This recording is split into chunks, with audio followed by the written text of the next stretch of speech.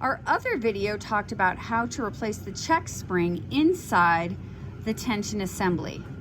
Now we're going to discuss how to change the tension assembly on the machine. The first step is to take off the little protective plug. It's a black plug that looks like this that sits right here. We're going to use our number 4 wrench and we're going to turn it clockwise just a little so that we can loosen up this tension assembly. We're going to turn it just enough that we can take that tension assembly all the way out, replace the check spring, and then we'll put it back in. It does have a tight fit. If there's any dirt or debris, you can always adjust that. When we replace it, these are the things you need to know. The slit in the back that the check spring moves along, I'm going to bounce the check spring so you can see it. The top of that should be at 12 o'clock. So I'm going to adjust this to about 12 o'clock. We don't want it to be pressed all the way in, flush with the machine, or you won't have room for the check spring assembly to bounce. So we're going to pull it out about a nickel's space, maybe even a little bit more. That way there's room for the check spring to bounce.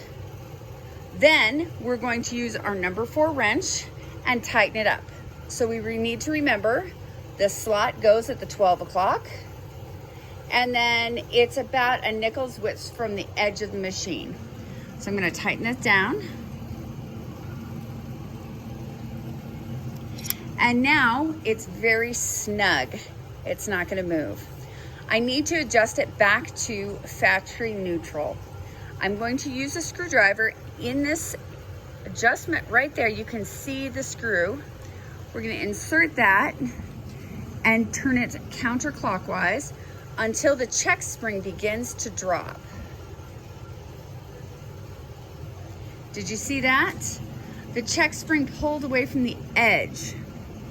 I'll do it one more time. So I'm going to tighten it up and it jumps up.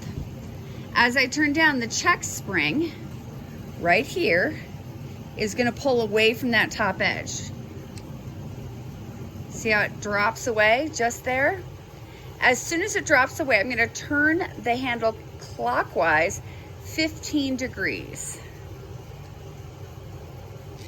Now it's set at factory neutral, and I should be able to make any adjustments I need by turning the adjustment knob.